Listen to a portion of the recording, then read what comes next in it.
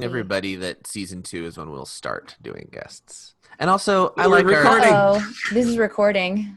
Oh, well, I'm telling people that. Yeah, no, this is secret inside info for people watching the video. Well, we're getting a lot of requests from people to be on this podcast, and so Yes, if people are watching this and they have any suggestions, they should put it in the Patreon post of who they think, and maybe a link to their Twitter or something that we can get a hold of them. Ooh, My goal I is to like get a that. cast member on by the end of season 7. Cast right? of TNG or a cast of Star Trek? No, TNG. I Oh. want someone who was Ooh. on the Case the McFadden. Enterprise D.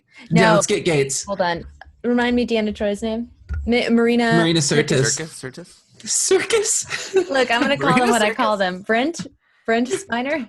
Yeah, Marina that's Sirtis. right. No. Brent. It's Brent Spiner. You Well, thought you were... I solidified it in my mind the opposite I way. know. He seems like more of a Brett to me. Wrong. Siri, call I'm Gates changing it. McFadden. I'm going to call him. Ooh. Did it work? Oh, her number's not in my phone. I have I like a don't have my- very, very tenuous connection to LeVar Burton. Like very loose. Oh, and Mika. He wouldn't remember me. I'm sure Mika loves it when people ask her hmm to get a hold of her dad. Okay. I am recording audio. Are you recording audio? Yes. Sorry, I spaced Audio out. speeding. Just for the next hour, focus in on us, Xander. No. Or so. I refuse. All right, let's snap our fingers on 1, 2, 3. I went after 3 a little bit. It was your rule to do it on 3. Well, I forgot. You know what? I'll take the audio anyway. Little tidbit for the people watching only. This is another Star Trek shirt. It's from Discovery. Disco.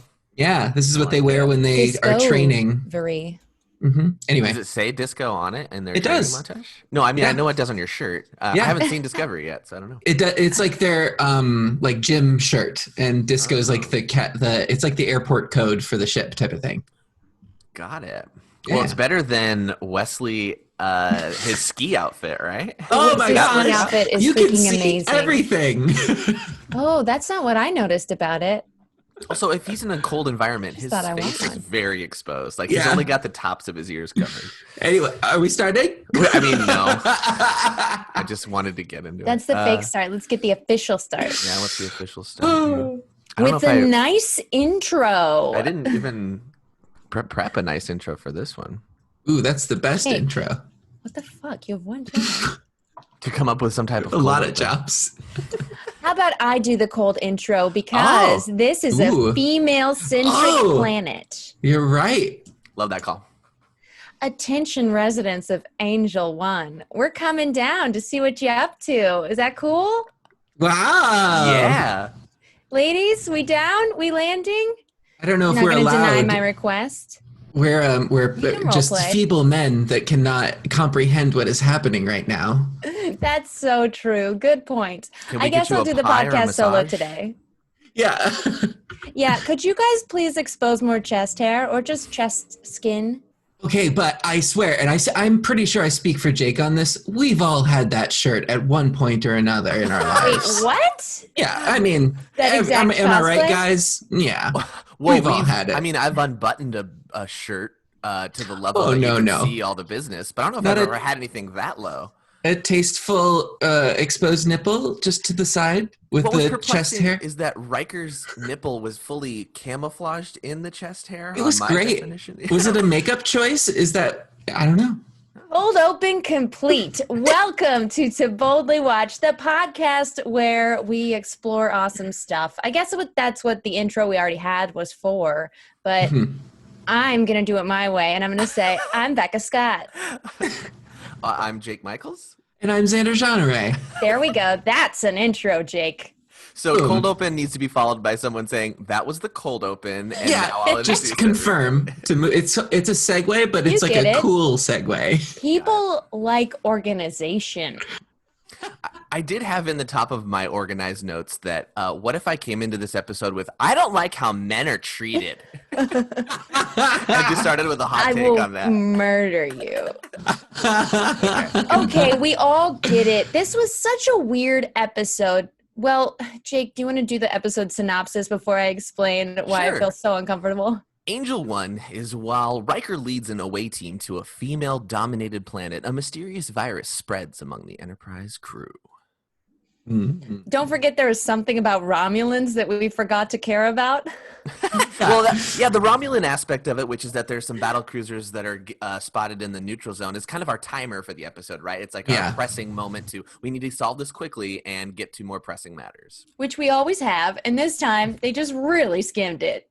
Yeah. Okay, so the whole episode is really about flipping like misogyny. Whoa, there's a word for it. Androgen. Fuck. Anyway, it was like, wow, replace all these phrases of what they're saying about men with women, and it's it's a trope that we've all heard before, and we recognize as sexism and misogyny, and it's just as uncomfortable to have it the other way, even though it's not played as a joke, but I'm sure people at the time probably thought this is funny, right? And it's not. Right. Yeah. And it's not equality. It's obviously the point that they were making. Sorry to jump back in. Is that on the Enterprise, they have complete equality, which is the goal, and really highlighting and showing people how backwards sexism is in either direction. But it just feels uncomfortable. Yeah, like outside of the episode, it feels like a product of its time, a very much like girl power like thing of the 80s, 90s type of thing. So it was like, you tried, I guess, but flipping it and saying the awful things out of a woman's mouth is not better. And I guess it was more to highlight that of like, see how bad this is? Maybe we should do something about it, as opposed to see how bad this is? Isn't that funny? You know? Right. I didn't see much of the humor in it. I did see the message, which is that, this is an equally bad situation. I didn't see them as trying to like lift up this culture so much as show they have the same problems. They've just changed the face of it. It kind of reminds me of the classic Star Trek episode of, I don't even remember what it's called, where there are two races that share a planet, but one side of their face is dark and the other side is white. And the black right? side. They look like dominoes a little bit, but then the races that hate each other are simply the colors flipped. Yep.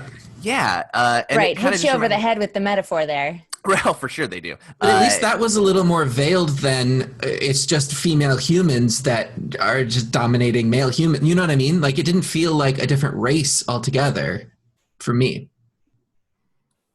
Totally. So what was interesting was the captain, before they go down, is like, the reason why women rule is they are much stronger. They can be soldiers and all these things. And then the actors at the time, because it wasn't in vogue for women to be strong, these actresses, they're very thin. They're like not buff at all.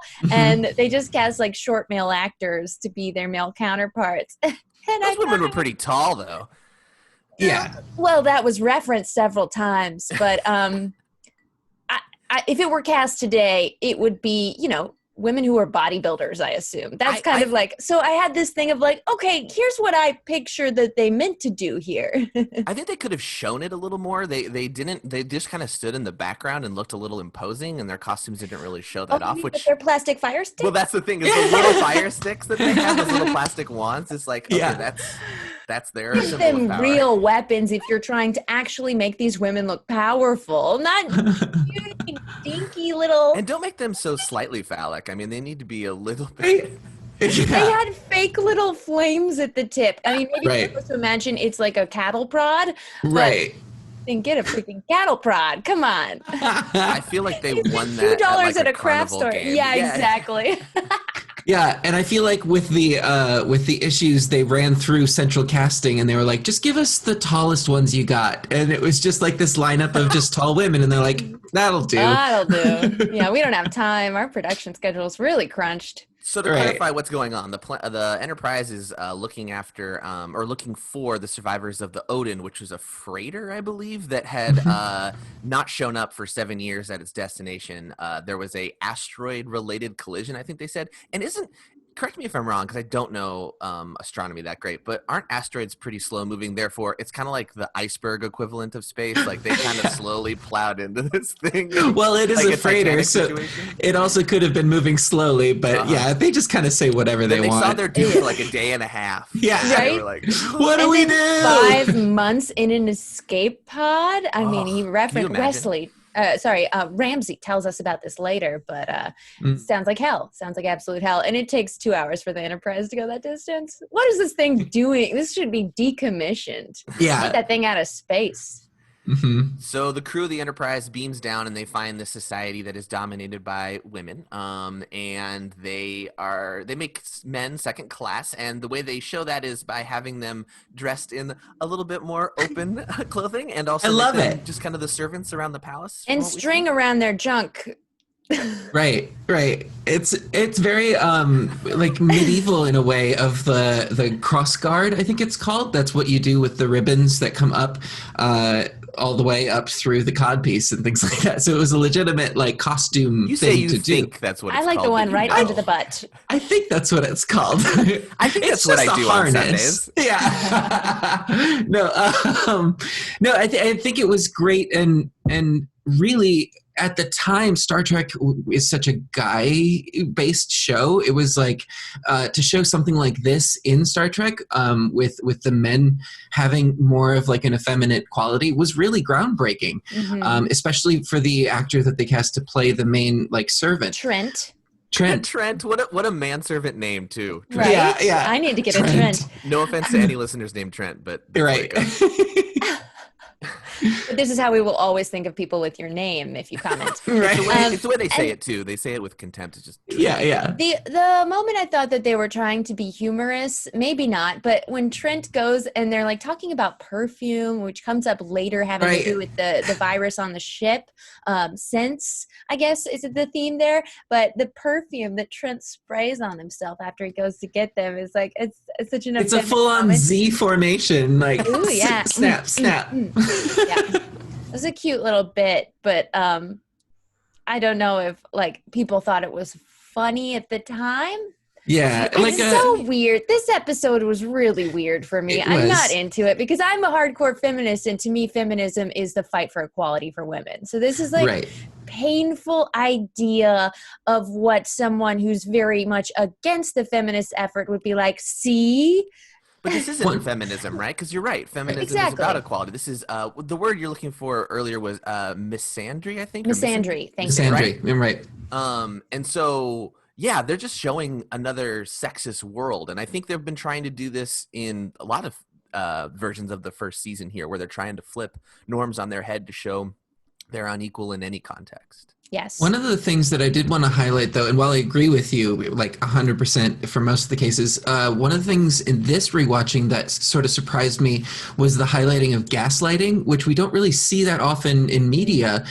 In that the woman, the prime minister character, she's like using the BI. language.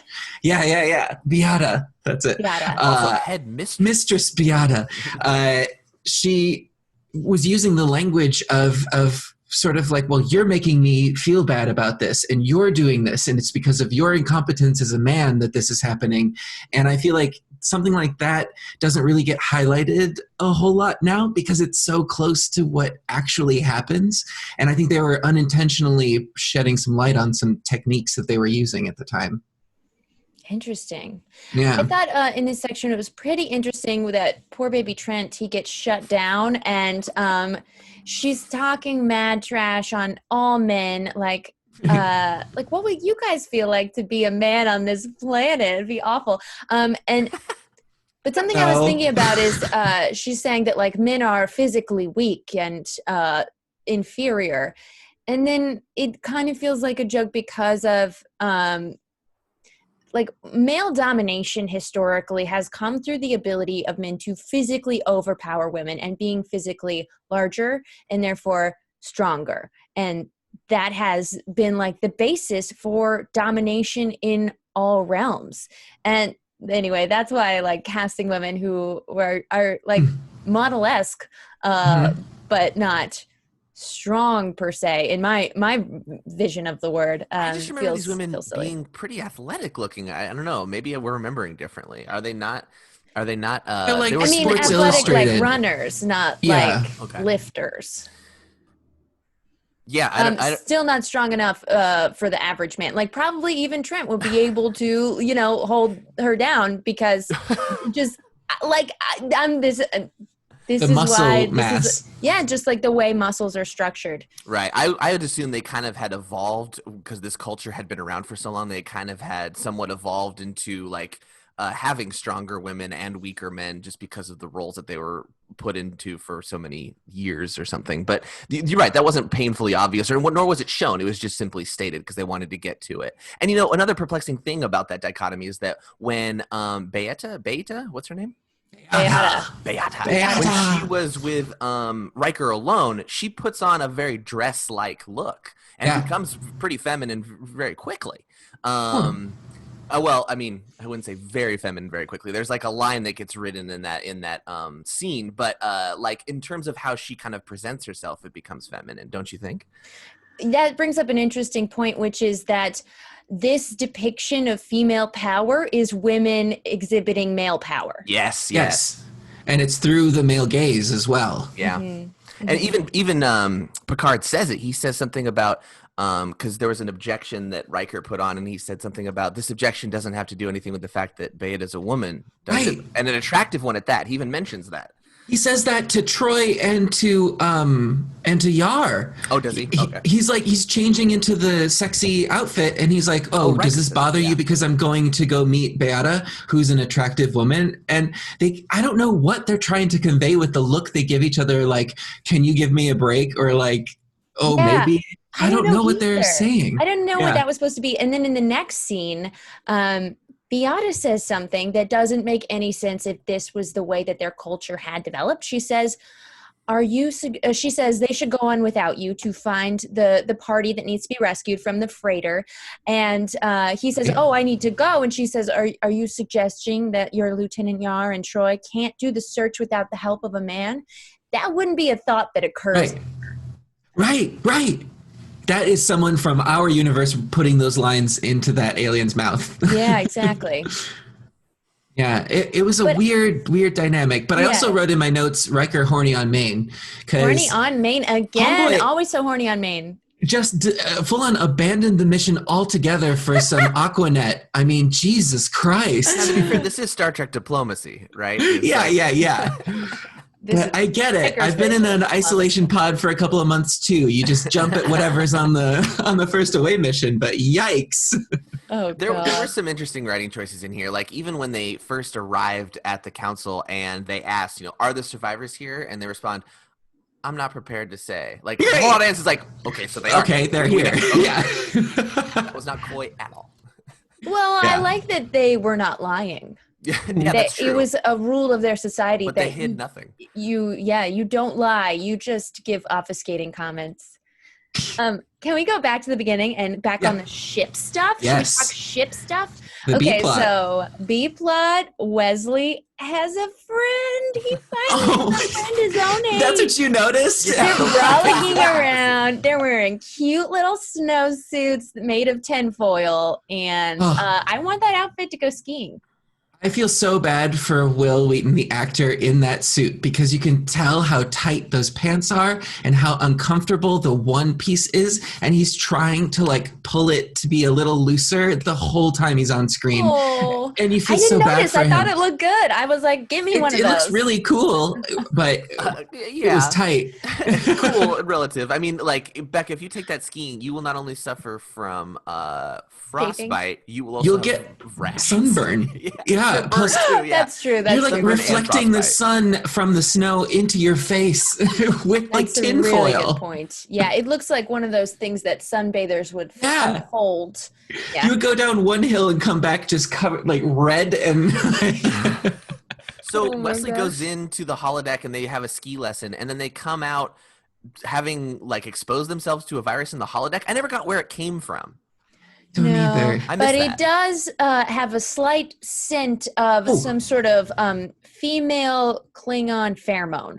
Right. was they were all on a Musky. field trip. Their school had gone on a field trip together, the class, and then those two boys were playing like on their own in the holodeck and came out, and that's how they infected the captain and Worf.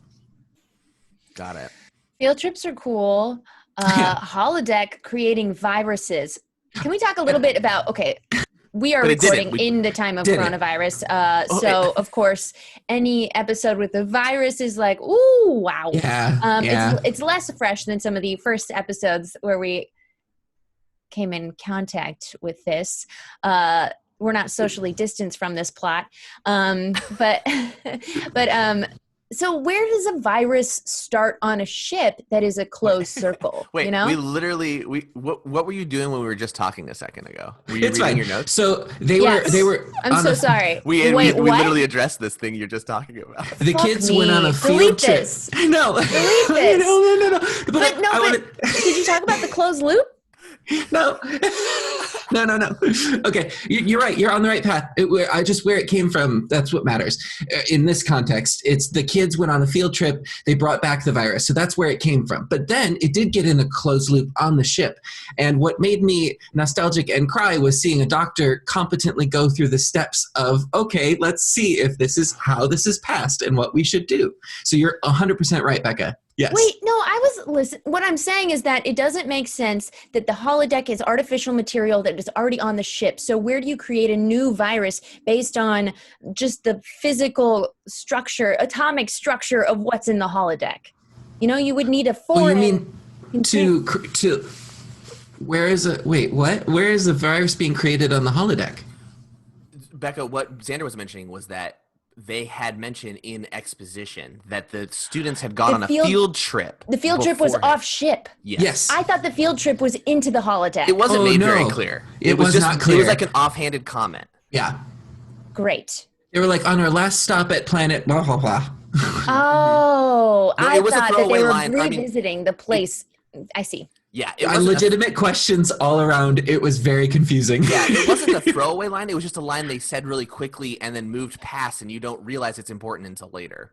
Got it. Jake, please cut some of that out to make me sound smart. I'm going to add more and do commentary over it. Wait, you're going to do an impression of my voice? Okay, everybody listen. This is when Becca doesn't get it. No, the thing is, I'm so proud that you're asking the right questions, though, because you're asking about the holodeck and its capabilities. See, these are Trek questions. These are things that will come up in these discussions, and that's what we're here to do. Agreed.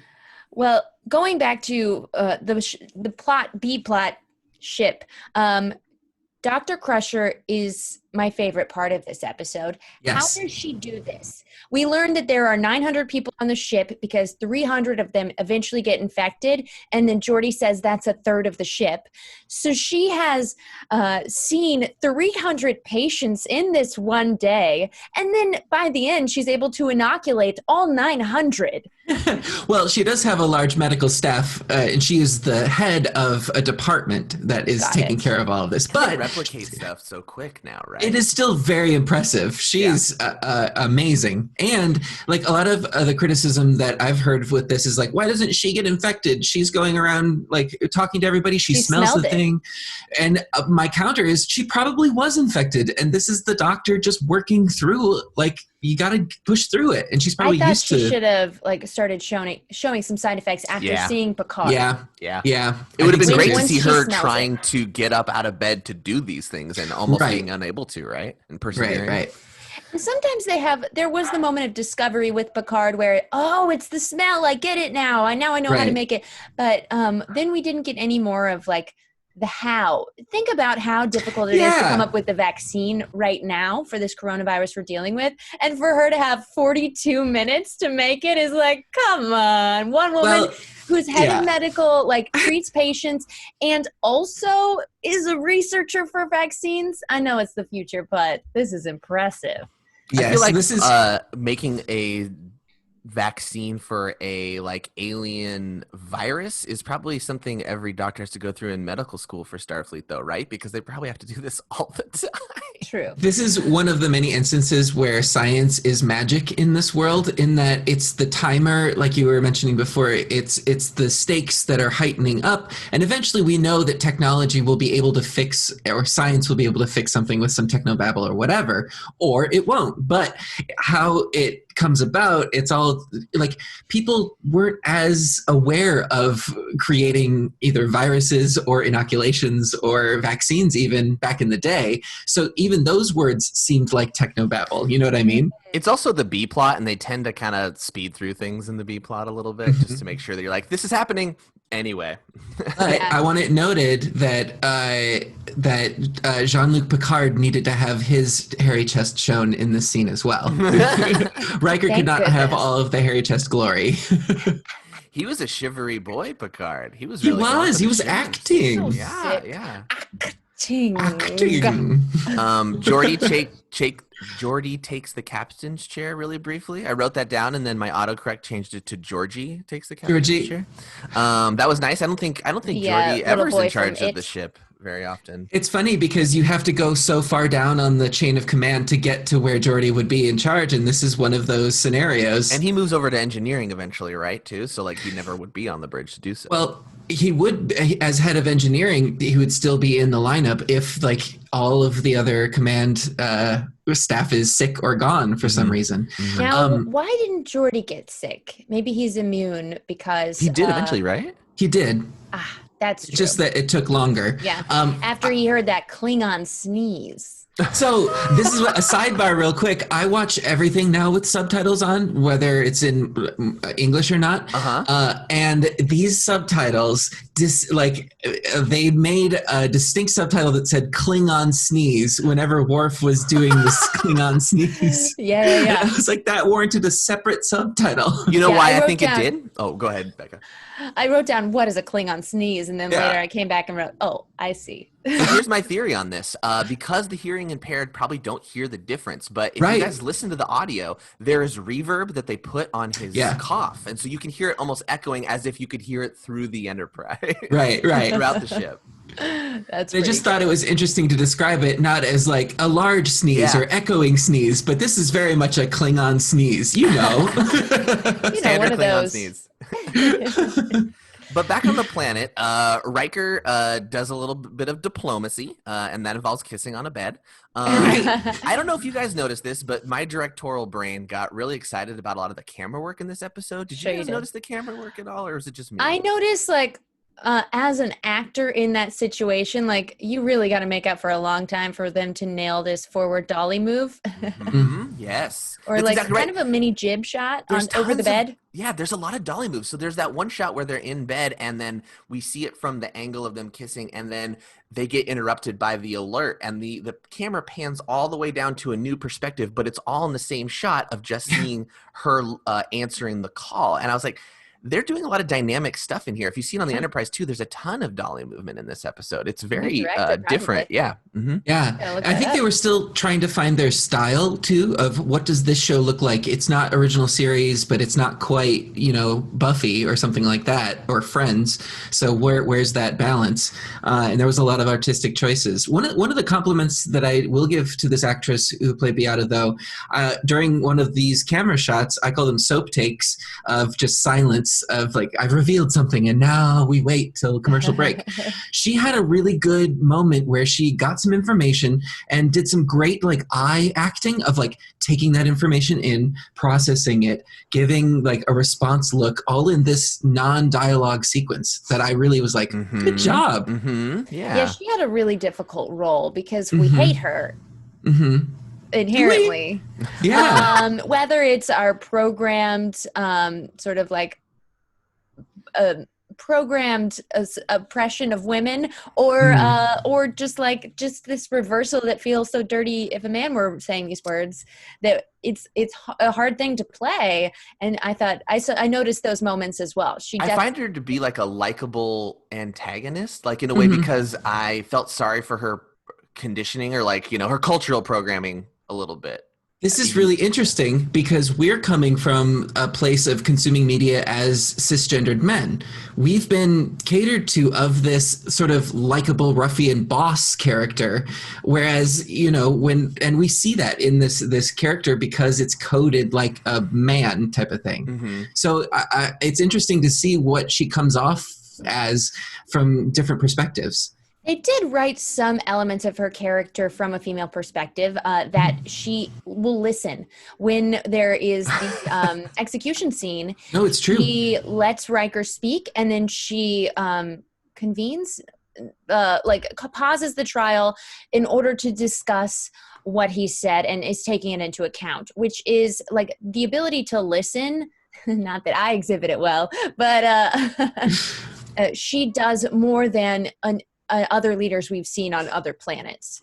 They highlight that too in their first meeting. Riker has like a witty banter with the first officer for her that turns out to be the spy. Ariel? Yes, Mistress Ariel. And she says something along the lines of you speak the words but you don't listen, or you speak the words but you don't intend what you're saying. And he tries to witty throw it back at her, but she's like, no, you're not listening. And it's a great point that she makes. Mm-hmm, mm-hmm. Okay, so back to the bed scene. Riker's a little bit hesitant. He doesn't know if it's the right thing, but it seems like he was down because he put on the outfit and went to her room and said he's not going on the mission. So I don't know. Yeah. We didn't get an explicit. I think he was eager conversation. to have diplomacy happen. This guy sees I'm sorry in trouble. So anyway. Yeah. Oh, I love this line. He says, "But will you still respect me in the morning?" And she says, "I hope so." Meaning you better not disappoint. I can't make any promises until we see how this goes. But I would like for just one gold pressed latinum to be left on the dresser and she's gone in the morning. I don't think they've introduced that yet as currency. What is that? It's currency, yeah. We haven't talked about Ramsey. I hate Ramsey. I hate Ramsey too. He's the worst. Is it because his motivation is just no, I want to stay here? There's no reasoning. Yeah. It's just get the fuck off this planet, dude. No. I kind of wish they made it about upsetting the whole order. You have ruined their female. I know it's not right. But part of Here's me the thing. likes that the women are in charge. Yeah. And the thing is with the storyline that we saw with Beata, it was so easy for us to flip that and be like, okay, I could easily see a man doing this. But could you see them writing this from a woman's perspective of she fell in love with a man on a man-centric planet and now she doesn't want to leave? She would be... There's no way that this translates. See ya. I feel like they would make a wise choice if they did that, which is they'd make it about her love for the man and that the man doesn't want to leave his island or his planet. And so that's what I thought they would do with Ramsey. He loves his new family and his new family can't leave their society. Do a reverse Pocahontas or this something. Land is mine. It's about ownership and territory. Right. It's weak and awful and I hate him, but he's got a pretty good mullet and I hate that I like it. Yeah. I kept writing down what he looked like, which was a low budget Sting. From the or someone who auditioned for MacGyver and didn't make the cut. I thought it was the MacGyver actor for a hot second. I was like, Richard Dean Anderson. Yeah. He looks like Khan later too, a little bit. He's got some Khan flavor. He's got the hair, a little bit. Yeah. Mm-hmm. We also learn here that men don't get a vote in this world, which is pretty messed up. I thought you said men don't get a boat. I'm like, should we be getting boats? You guys are getting boats? Free 1919 women's suffrage. What up? Okay. So there's a discussion with Ramsey and with Data and with Riker about the whole prime directive part of this, because they're apparently immune to the prime directive because they're not a starship, right? Because the whole prime directive is if you have warp technology, you're not supposed to interfere with non-warp technology societies. Is that the specifics, Xander, that I'm getting? This whole thing is messy as shit. It doesn't make any sense. All right. Who the fuck knows? Maybe I won't try to overanalyze it. Right. They should have prime directive applied if they are able to do this sort of interstellar travel. No way. Yes. They are not part of the It's like they're sort of coal miners that stumbled upon like the ruins of an ancient civilization. Mhm. Like no one's going to stop these coal miners from digging the coal mine or digging the coal up, but they really should talk to somebody. And if someone found out what they were doing, they would get in a lot of trouble. And the whole thing probably belongs in a museum. Well said. Well said. Totally. But they decide that, okay, we're going to try and let these guys live here, I guess. And then it turns out that, oh no, they've been captured because they were followed when they went out to go search for them, right? Right. Or Who's they the spy? gave the information away is how Right. it seems. And Ariel, it turns out, is allied with them and is in love with Ramsey, right? I got Yes. to comment on this actor's portrayal when she is brought to, the headquarters and she's told she's sentenced to death. Maybe she was trying to play it cool, like I'm tough. Her face had literally zero reaction, not even like a little fear in the eyes or anything. It's like, you will be sentenced to death. And she's like, okay, bitch. Is it Tuesday? There were some non-threatening examples of like the execution too, because when they showed off the machine, they just took a vase and they just You mean their evaporated best it. urn that they got rid of just to show how the machine works? I want to see like something like get pulverized or something or vaporized. It's I'm just like, no. is- Yeah, you transported it into non-existence? 'Cause it's Is this red. like a ritual every time you do the death penalty? Like it's like pulling out an electric chair and then frying up some potatoes and be like, see how powerful it is? Now let's put a person there. Yeah, Like, your you- state hired potters are very upset that Yeah. all their work is just destroyed. Hours went into that thing. Days.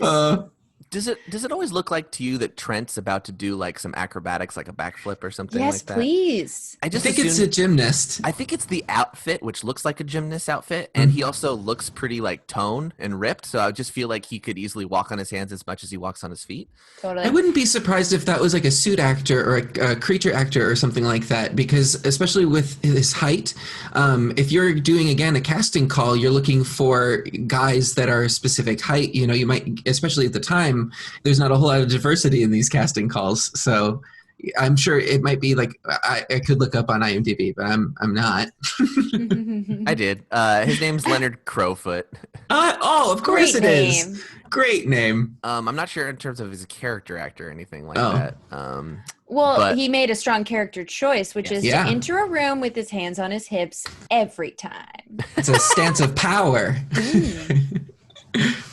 It's like Wonder Woman. Well, so eventually, Riker gives a speech that pretty much seals the deal, right? He just says it's not right to treat people this way, and the evolution of culture changes, right? And so, And you'll turn them into martyrs. yeah, Right. and that's a fair point. I think that's one of the better arguments that have been made at the end of these episodes. Is like Very you're clever. gonna only hurt your cause by just executing them, and then she Mhm. reconsiders and stays the execution, and then. That's pretty much the end of the episode because meanwhile, Crusher has solved the vaccination issue. Well, I think Bingo. Data also solved a big old problem with his just calculation of like, oh, well, they could fend off some yeah, Romulans. We skipped all Yeah. that. Everyone forgets about the Romulan situation. Yeah, we get a good example of Data stalling for precision and like kind of vaguely disobeying orders because he knows he can, or not even Technicality. disobeying. Got around it. That's Yeah, a good, or good way of it's saying it. following it so precisely. Yes, that's a really good point, and it's a good way to show off Data. And I think it's when Data starts to become more charming. I mean, he's been charming throughout this whole season, but like I think he becomes more endearing to the audience Yes. throughout these little bit of just slight tweaks to his orders. I like This is that. when he really becomes Brent instead of Brett. Yeah. Yeah, we've got Data and not lore. I actually kind of enjoyed this episode. I think I don't know, like the flipping of the head of the misogyny to misandry is another classic Trek trope to just switch it up. And while I agree that it's like it's definitely not an ideal feminist society, I think the crew of the Enterprise for the most part are like trying to show that, hey, we've evolved past this and you guys are a little bit different. I think that might be what the women like Troy and Yar are giving the kind of scoffing faces at, because men like Riker and Picard also still kind of treat these women as like a little bit less than in some ways. They still regard them by their looks. Because when they went down, Troy was the spokesperson for everybody, and then it switches to Riker pretty abruptly. And whenever they would go back to like the formal setting, I was like, Riker, shut up! Why isn't Troy saying this? Like, why isn't Troy negotiating these deals and making these points? Why are you talking right now? Yeah, and why do they acknowledge him? They immediately accept him as the leader and set up a meeting. She doesn't even request to talk to Troy instead, which I think has been an interesting point. Two things. One, the ending where Beata says, in this cute and charming way, I guess we'll just have to try and reduce evolution to a slow crawl. And it's gross. That line just makes me feel sick. And it made me feel sick about the whole episode. Also, gotta shout out the planet Gazorpazorp from Rick and Morty, where the male warriors are like these evil, gruesome, violent beings that are just shot out of a cannon into the wilderness. So the women have their own society and only deal with these monstrous creatures for procreation. And I love that. It seems very much based on this as an inspiration. Yes. And I bet it was. Obsessed with Rick and Morty. And I think that if you haven't seen the Gazorpazorp episode, it's a great introduction. I'll put a link to the episode synopsis in the comments. Also, I didn't know where you were going with that when you said also mentioning planet Gazorpazorp, and I was like, "What is that a planet in Star Trek? What did I miss this line?" Well, I think they really nailed the thing that we were just talking about. Like, Rick is the smartest man in the universe and completely disregarded on Gazorpazorp. This female-led wise people won't listen to him, and Summer actually gets to step up and show her diplomatic prowess. And I think this is what, in an earlier season before they had more female writers. Shout out to Siobhan Thompson, who's a friend and also a writer on Rick and Morty. And they have more female writers and more of a voice for Summer now, but in some of the episodes. And I think this was kind of like the transition as they were getting more of a voice for her. Different show in space. Sorry. Yeah, different show. But I want to comment on that too, is that the first episode of this newest season was directed by a woman, as a matter of fact. Dope. Oh, the one with the whole Bechdel test joke in it too. Love that. Well, and I think you'll find that a lot of references in modern sci-fi that's going to be coming out, a lot of these creators were influenced by Next Gen or original series. So Star Trek provides this sort of cultural touchstone for sci-fi in general, which is amazing and gives me goosebumps. Especially because Star Wars was so absent during this time. Like, Star Wars, like, when did Jedi come out? Like 83 or 84? So, right, like, and then not till Phantom Menace. Yeah, nothing for a long time. And so Star Trek really got a chance to fill that void.